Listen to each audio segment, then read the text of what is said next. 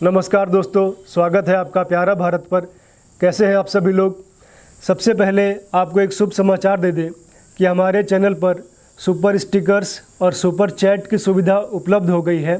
अब आप लोग आर्थिक रूप से भी हमको सहयोग कर सकते हैं, जिसकी की बहुत आवश्यकता होती है। आप सभी को पता है कि निष्पक्ष रूप से पत्रकारिता करने के लिए, अच्छे से बिना किसी के दबाव में आए हुए पत्रकारिता करने के लिए आर्थिक रूप से सुदृढ़ होना बहुत आवश्यक है। ये जो सुपर चैट है, ये आप यदि कोई चैट करते हैं तो सुपर चैट के माध्यम से चैट करेंगे तो आपकी चैट सीधा हाईलाइट होगी और वो स्पष्ट रूप से दिखाई देगी। यूट्यूब की तरफ से ये विशेषता दी गई है। उसके बाद कुछ अभी यूट्यूब का जो एड्रेस आइडेंटिफिकेशन होता है, जो जिसके द्वारा फिर पैसा मिलने लगता है, उसमें अभी कुछ समस्या है, तो वो पैसा नहीं आ रहा है। तो आप लोग यदि चाहते हैं कि आप लोग फ़ोनपे के माध्यम से, भीम यूपीआई के माध्यम से सहयोग करना चाहते हैं तो बता दीजिए, अगली बार से वो विकल्प भी हम उपलब्ध करा देंगे आप लोग को, तो आप उसके माध्यम से भी सहयोग कर सकते हैं। तो आर्थिक रूप से सहयोग का बहुत ही महत्व होता है।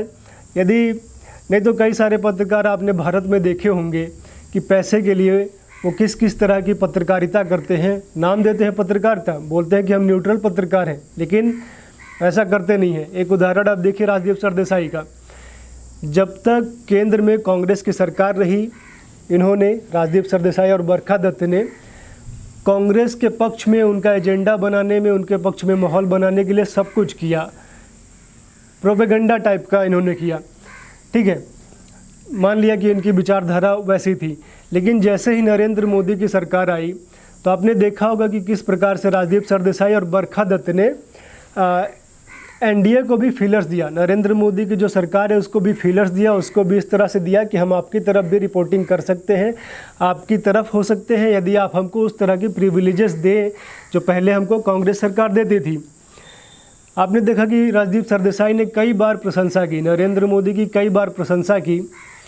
उसके बाद बरखा दत्त, जब पिछली बार कोविड फैला था तो बरखा दत्त मुंबई गई थी। वहाँ पे जो सेवा भारती के लोग, जो आरएसएस के लोग अच्छा काम कर रहे हैं कोविड के दौरान, वो तो लगातार अच्छा काम करते हैं।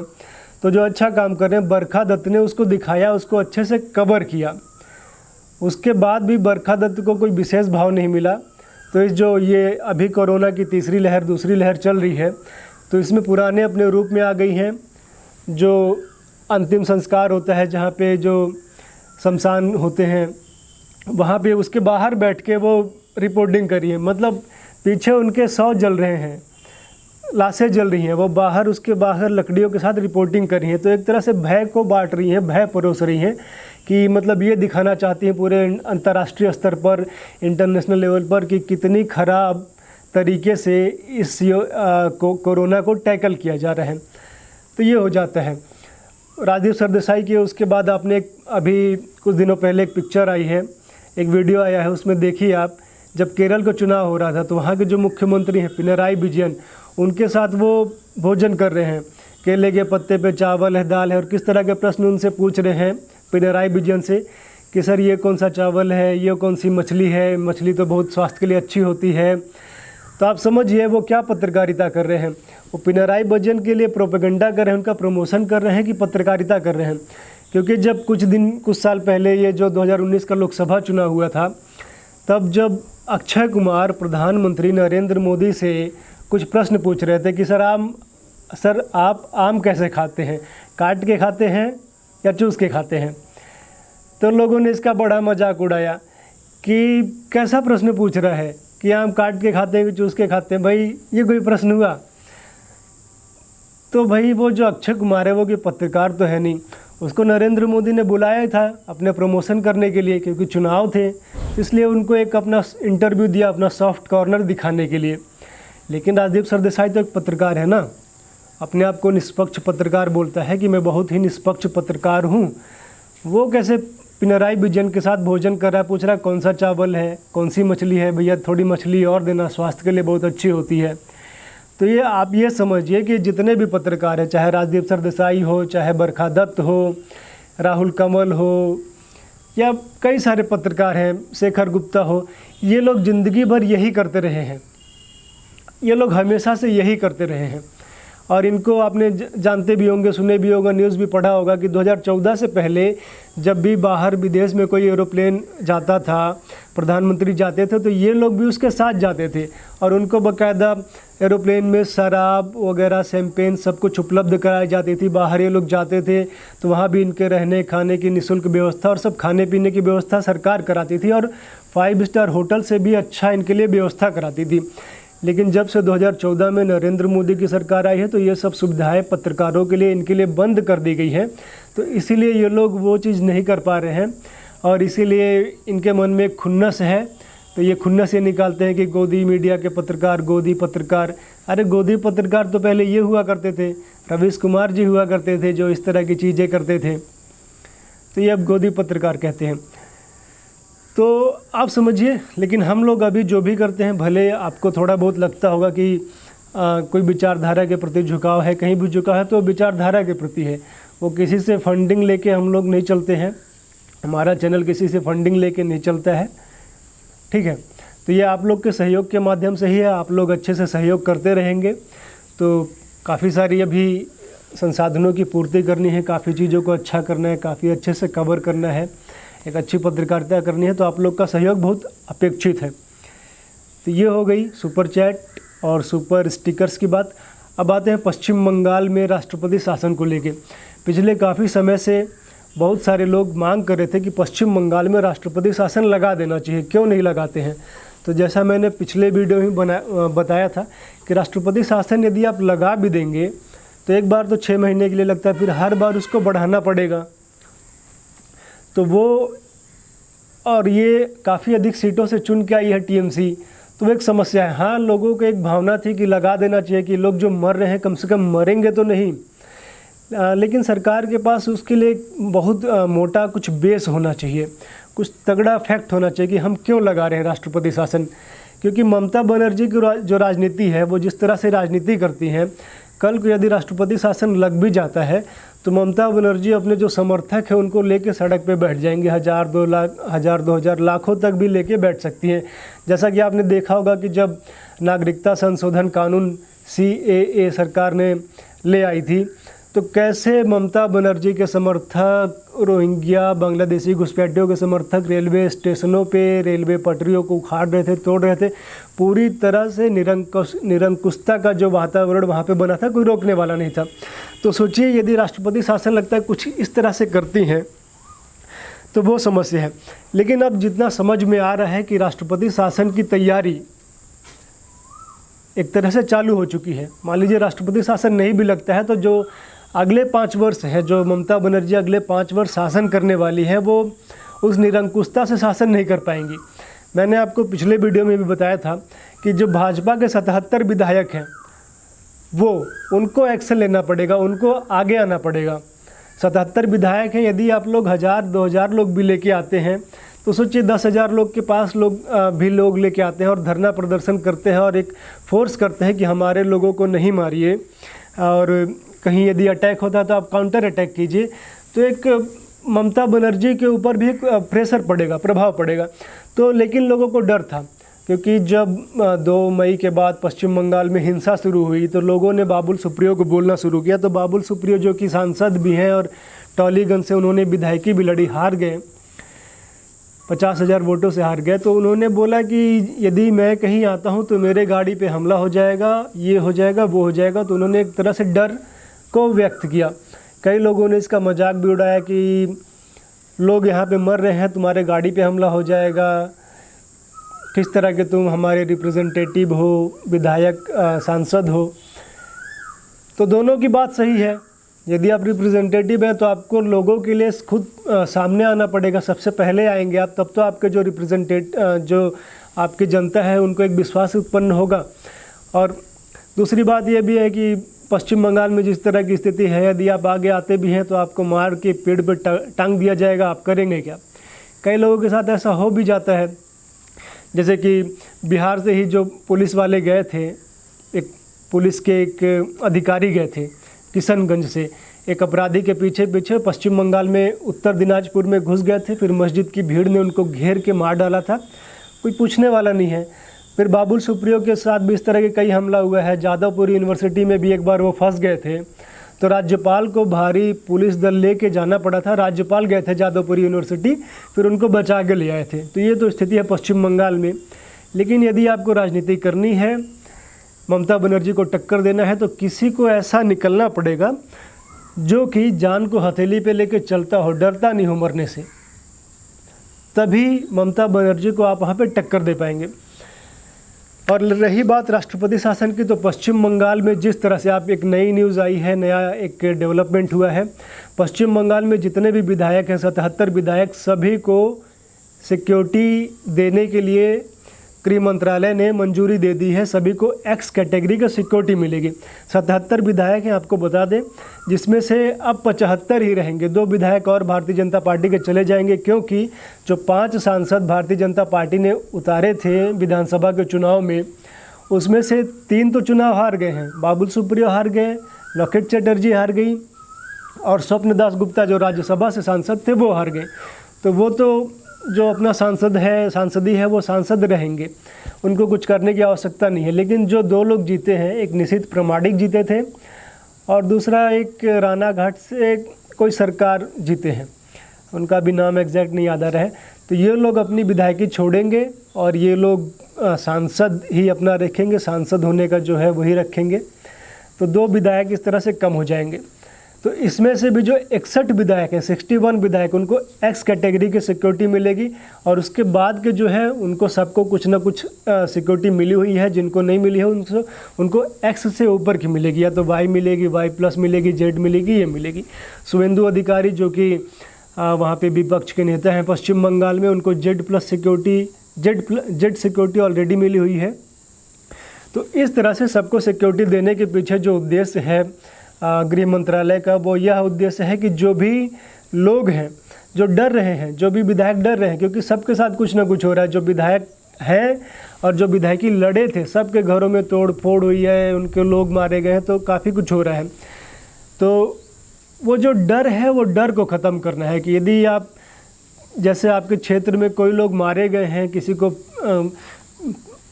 पेड़ पे टांग दिया गया है, फांसी करके टांग दिया गया है, तो आप उनके घर जाएंगे तो आपको भी डर होता है ना, भय होता है।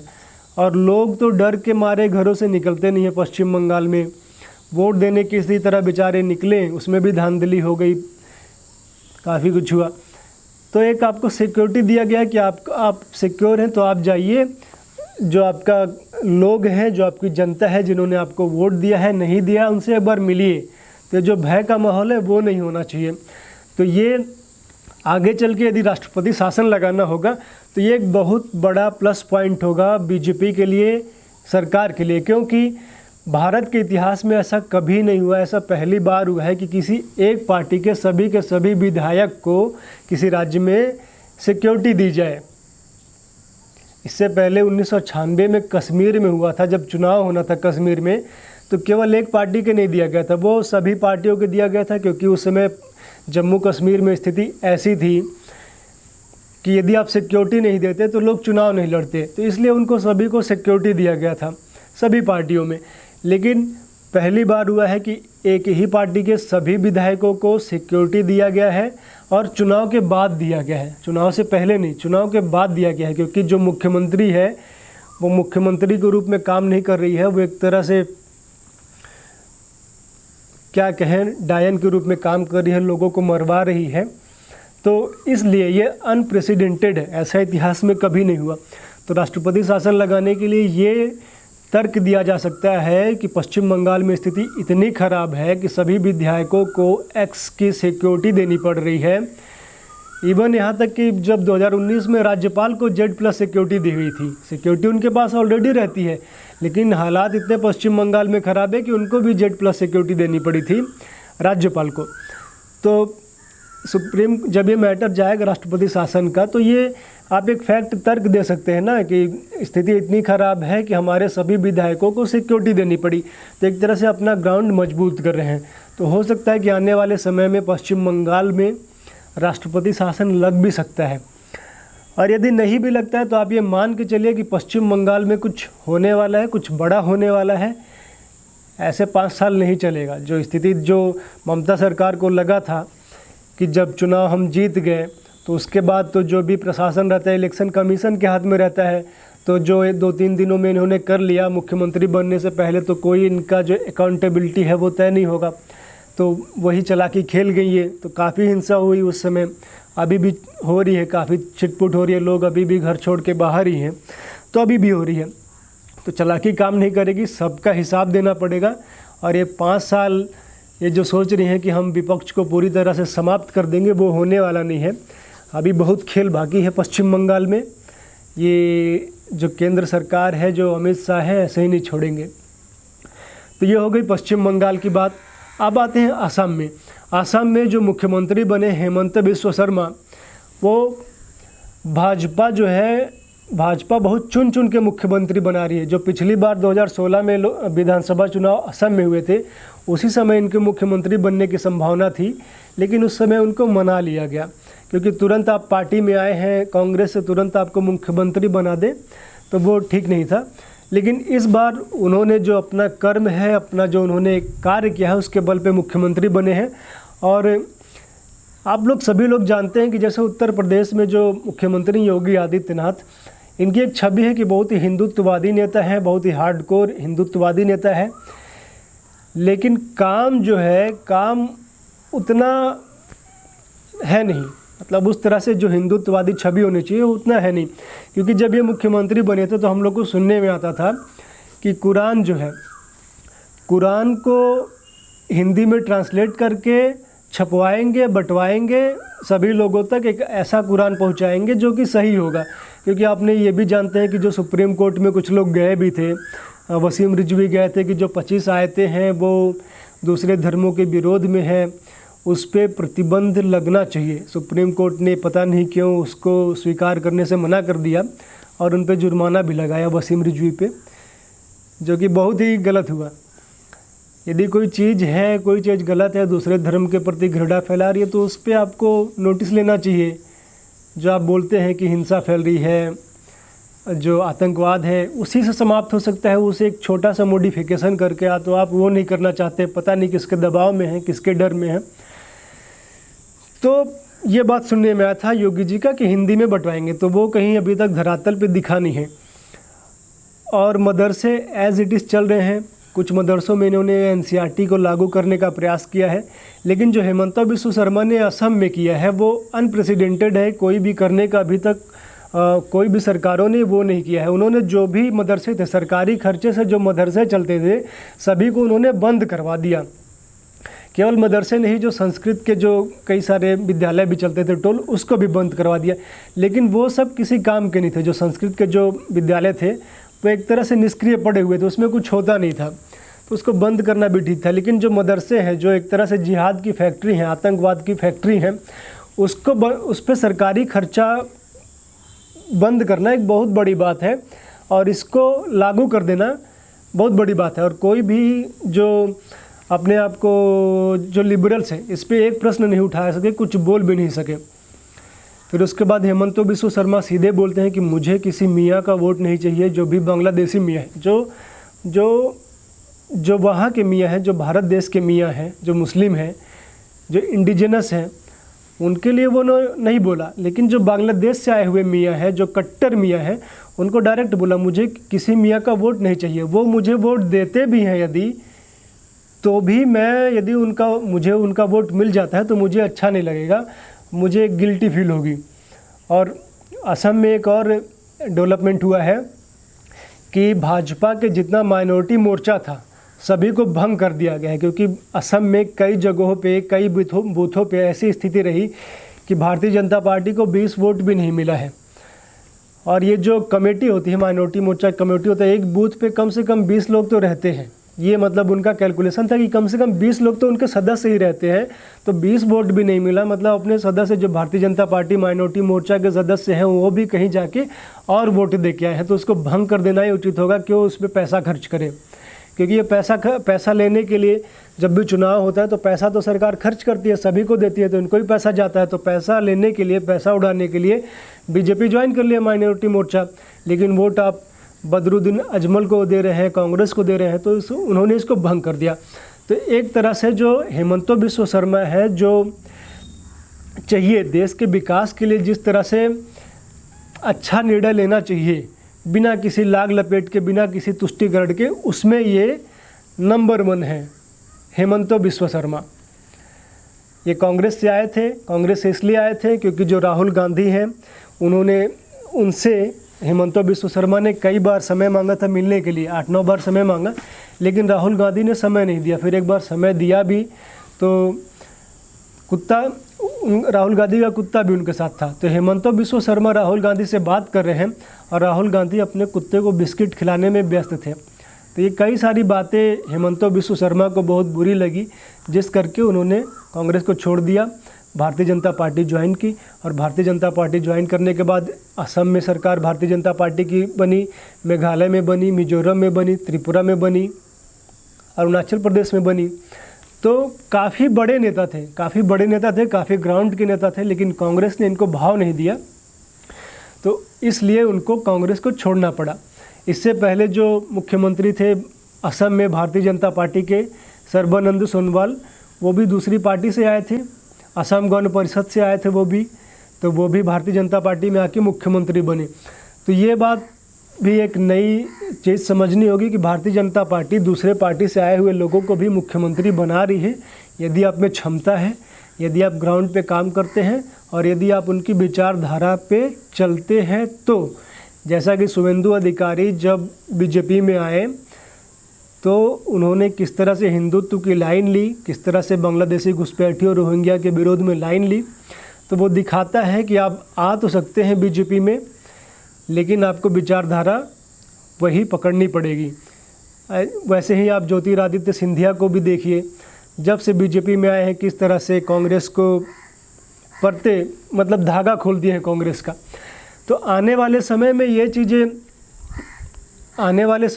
चीज़ें और भी भाजपा के लिए सिरदर्द भी साबित हो सकती है, क्योंकि कल को ज्योतिरादित्य सिंधिया भी मुख्यमंत्री पोस्ट के लिए क्लेम करेंगे कि मुझे भी मुख्यमंत्री बनना है। उसी तरह जो भी लोग अन्य पार्टियां छोड़ के बीजेपी ज्वाइन करेंगे तो उनको एक होगा ना कि हमको मुख्यमंत्री बनना है, तो उनकी महत्वाकांक्षा बढ़ जाएगी और उससे पार्टी में काफ़ी प्रॉब्लम होता है। क्योंकि जो आपके कार्यकर्ता लगातार आपके लिए 10 साल से 20 साल से काम कर रहे हैं, आप किसी और को मुख्यमंत्री बना दे तुरंत ही, तो थोड़ी समस्या देता है। लेकिन अभी असम में जो मुख्यमंत्री हेमंतो बिस्व शर्मा, अभी लक्षण काफ़ी अच्छे लग रहे हैं, क्योंकि असम में भी आप देखिए 30-35% मुस्लिम है, उसके बावजूद बीजेपी का सरकार वहाँ पे बनना काफ़ी अच्छे संकेत हैं। क्योंकि अन्य जो पार्टियां हैं वो सभी मुस्लिम लीग बन चुकी हैं, चाहे बदरुद्दीन अजमल की तो है ही है, जो है IUDF जो भी है, कांग्रेस पूरी तरह से मुस्लिम लीग बन चुकी है, मीम तो है ही है जो AIMIM है, समाजवादी पार्टी जो है हज हाउस बनवाती है और क्या क्या करवाती है, यूपी में सबने देखा है। मुलायम सिंह को मियाँ मुलायम ऐसे नहीं कहा जाता था। मायावती को आप देखिए, अयोध्या में जब 2019 में लोकसभा चुनाव हो रहा था तो मायावती ने अयोध्या से एक मुस्लिम उम्मीदवार को विधायक के लिए टिकट दिया था। अब आप सोचिए कि अयोध्या जो कि करोड़ों हिंदुओं की जो आस्था है उसमें एक पवित्र स्थल है, आप अयोध्या से मुस्लिम को टिकट दे रही हैं, वहाँ से कोई चुनाव जीतेगा, वो जो मंदिर का मुद्दा उस समय चल रहा था। तो सभी पार्टियां जो है मुस्लिम तुष्टीकरण में लग चुकी हैं। असम में ही आप देखिए जो 50 विधायक चुन के आए हैं इनके कांग्रेस गठबंधन के, उसमें से 31 मुसलमान हैं। तो आप ये समझिए कि कांग्रेस अब एक तरह से मुस्लिम लीग बन चुकी है। वो तो किसी को तो जो हिंदू हैं उनके लिए रक्षा करने के लिए आगे आना पड़ेगा, और ये काम बीजेपी कर रही है, क्योंकि जो स्थितियां हैं बहुत ही विकट हैं।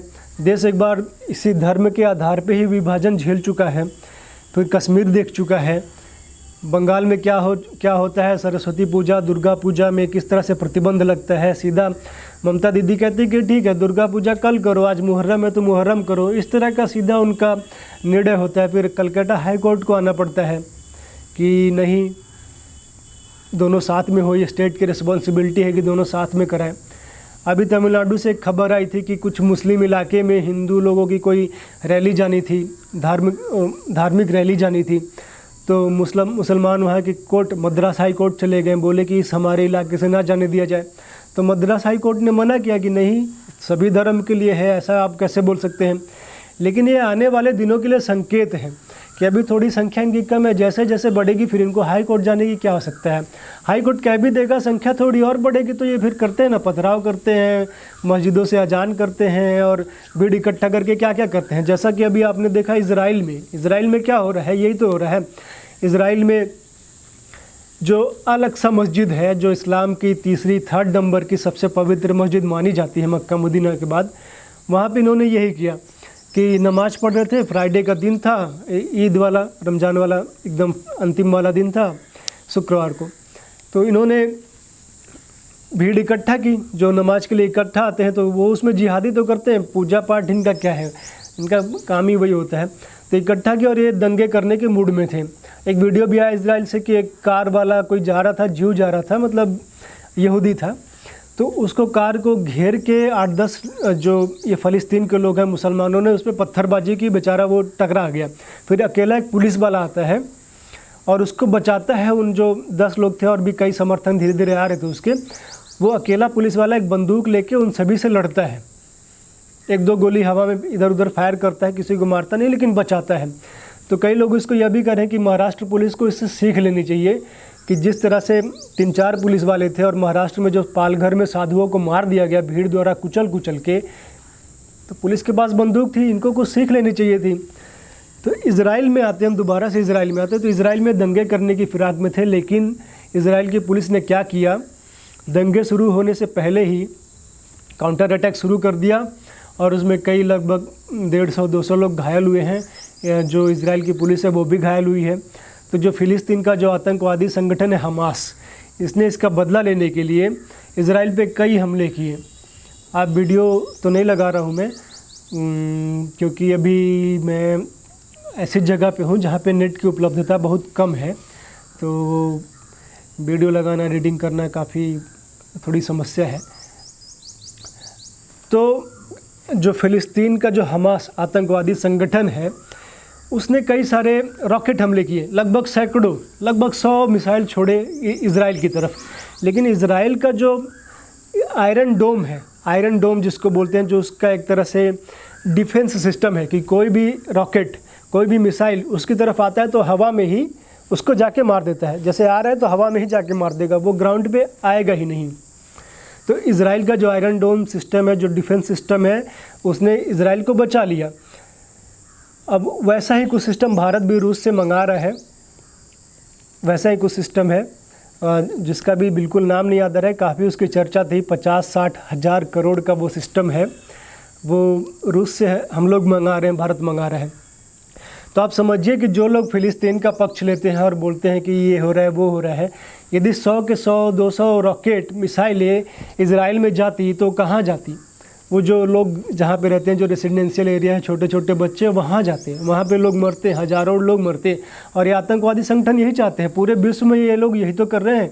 ईरान में, इराक में, पाकिस्तान में, अभी अफ़गानिस्तान में ही हमला हुआ था। एक ऐसे मस्जिद स्कूल के पास हमला हुआ जहाँ पे सिया लड़कियाँ थी, सिया सुन्नी होते ना, तो कुछ ऐसी छात्राएँ थी स्कूल की पढ़ने वाली जो सिया संप्रदाय से थी, तो 50 लड़कियाँ मतलब बम विस्फोट में उड़ गई, मार दिया गया उनको। तो ये लोग सब जगह ऐसे करते हैं, तो इनके लिए कोई आवाज़ नहीं उठाता है। स्वरा भास्कर ट्वीट पे ट्वीट किए जा रही फ़िलिस्तीन के पक्ष में कि भैया इजराइल तो टेररिस्ट है, ट्वीट पे ट्वीट। अब बोलिए, स्वरा भास्कर से पूछे ना कि अभी जो पाकिस्तान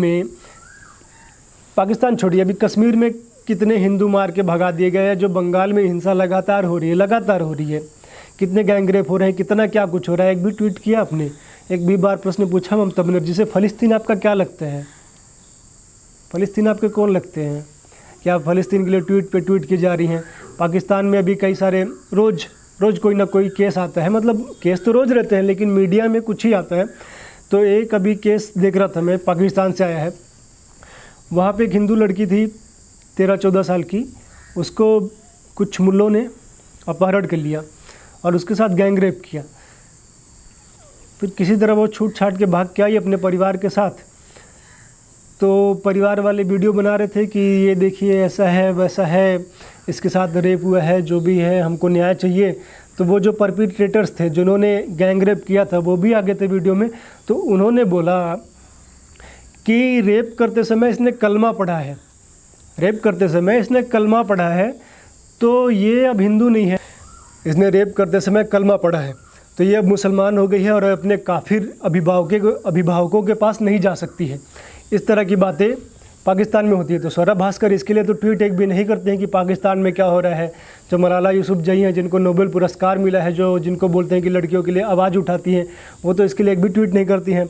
पश्चिम बंगाल में जो मेदिनीपुर है वहाँ से भी इस तरह की एक समाचार आया था कि एक महिला का गैंग रेप हुआ था, और जब वो इसके बारे में बता रही थी कि मेरे साथ गैंग रेप हुआ है तो बोल रही थी कि अब मैं हिंदू नहीं रह गई, अब मैं हिंदू नहीं हूँ, क्योंकि रेप करते समय उससे ज़बरदस्ती बोलवाया जा रहा था। उनसे वो लोग कह रहे थे कि अब बोलो जय श्री राम, अब बोलो जय श्री राम, अब कहाँ हैं तुम्हारे जय श्री राम, बोलो ना जय श्री राम, रेप करते समय। तो इस तरह का जब आप पाशविक अत्याचार करते हैं, तो रेप करते समय आपने ज़बरदस्ती किसी से कलमा पढ़वा लिया तो मुसलमान हो गई। उस पर किसी मानवाधिकार संगठन का या सौरभ भास्कर उस पर 2 शब्द नहीं बोल पा रही हैं। तो इस तरह की स्थिति है। इस तरह के ये लोग जो दोगले लोग हैं ये लोग, और इस तरह की ये लोग राजनीति करते हैं। आप देखते रहिए प्यारा भारत और सहयोग करते रहिए हमें। आप यदि बोलेंगे तो हम जो फ़ोनपे आईडी है, जो भीम है, वो भी हम अगली बार विकल्प उपलब्ध कराएंगे। उससे पहले आप लोग यूज़ कीजिए सुपर चैट का, सुपर स्टिकर्स का। देखते रहिए प्यारा भारत। धन्यवाद।